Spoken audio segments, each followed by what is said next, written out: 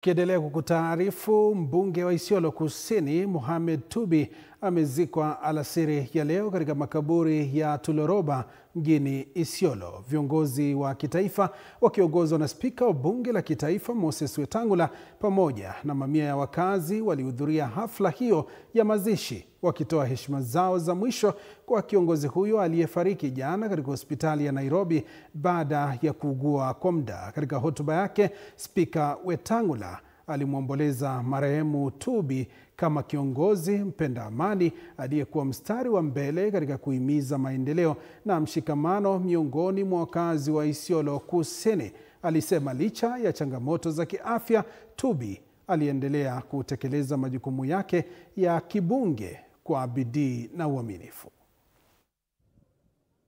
Amekuwa rafiki yangu mkubwa, kila mara anakuja kwa ofisi yangu na yeye huwa anazungumzia mambo mawili: mambo ya mashamba na haki ya kumiliki mashamba hapa Isiolo. Alikuwa pia ameniletea hoja ili alete bunge na nilikuwa nimemkubalia. Kwa hivyo mmepoteza mtetezi wenu, mtu mwenye hakuwa anabishana na watu kiholela holela, mtu mwenye heshima yake mwenyewe na kwa wengine. Kwa hivyo kwa niaba yangu, niaba ya bunge yote, familia yangu na marafiki zake, tunasema pole sana.